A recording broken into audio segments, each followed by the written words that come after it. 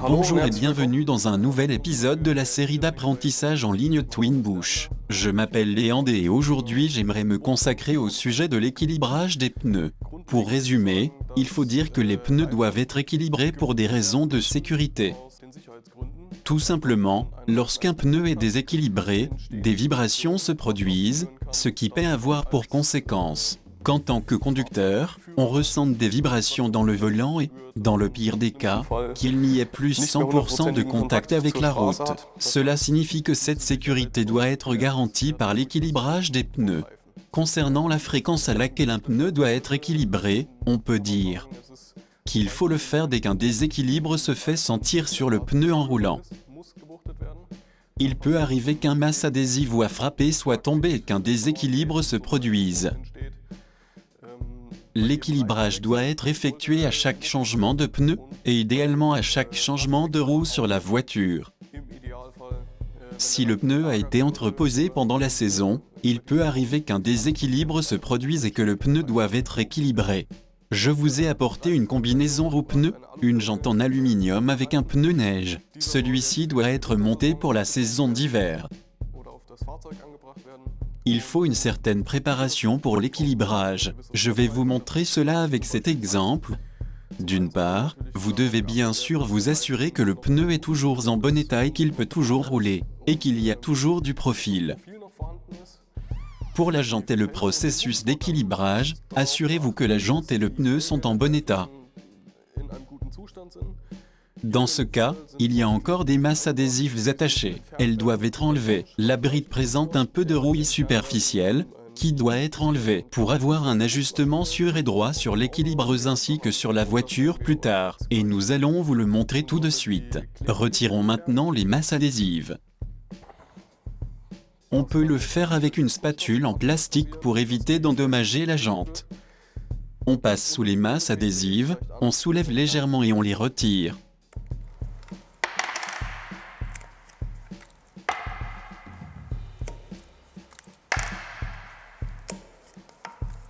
Il y a aussi des masses à l'intérieur, qui doivent bien sûr être enlevées.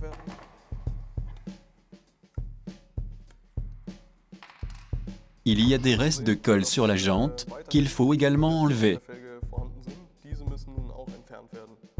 Nous avons maintenant nettoyé grossièrement la jante et regardons s'il y a des endommagements, des bosses, des rayures, des dommages, qui pourraient provoquer un déséquilibre. Ça a l'air bon. Nous pouvons maintenant nous consacrer à l'élimination des résidus de colle. Enlevons donc les résidus de colle. Il existe différentes manières de les enlever. Soit on continue à gratter avec la spatule jusqu'à ce que tous les résidus soient éliminés, soit on utilise un solvant. Dans ce cas, nous utiliserons un éliminateur de résidus de colle pneumatique.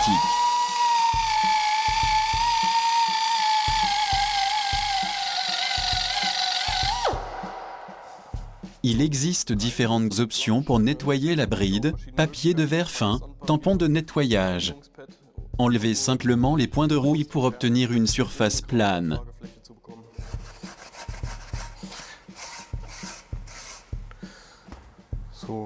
Si cela prend trop de temps, vous pouvez utiliser des outils. Un tampon de nettoyage électrique par exemple.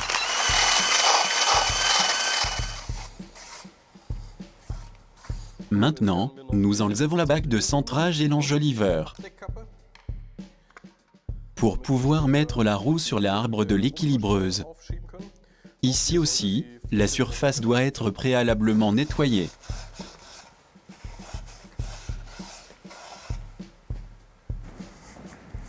Maintenant que nous avons vérifié que la jante n'était pas endommagée et que nous l'avons nettoyée,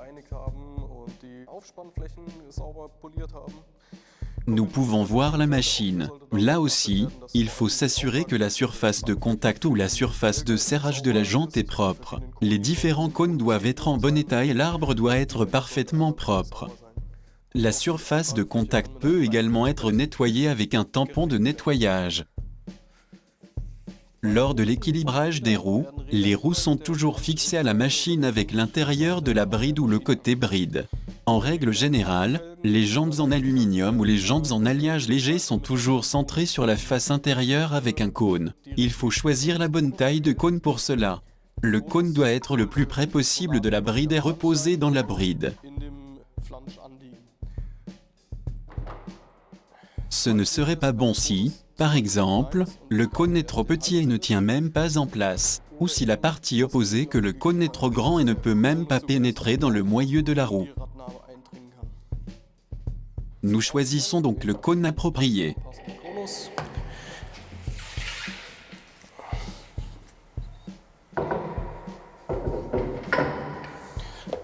Et fixons la jante avec notre pince de serrage rapide à une cloche.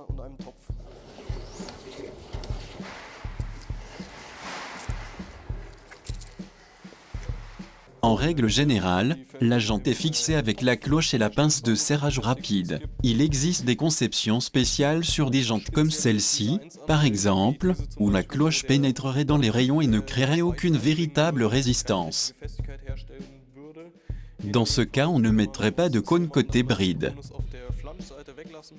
On fixerait directement sur la machine et le cône par l'extérieur, et on travaillerait avec la bague de serrage pour ne pas endommager la jante. Lors de la mesure de la jante, il faut s'assurer que les futurs points de colle pour les masses à coller soient aussi éloignés que possible.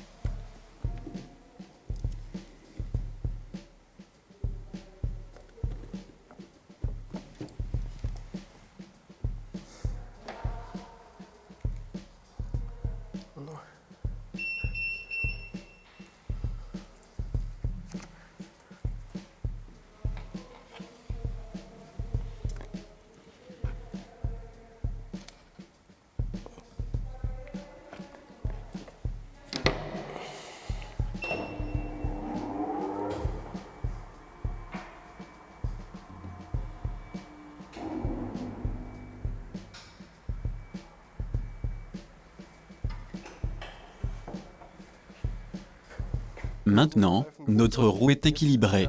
On retire le pneu de la machine. On desserre l'écrou de quelques tours avant de desserrer la pince de serrage rapide, en tenant fermement la jante ou la roue pour que la jante ne heurte pas l'axe.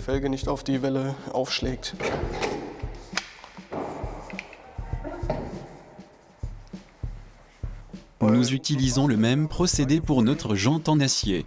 D'abord, nettoyez la jante, vérifiez qu'elle n'est pas endommagée, retirez les masses existantes.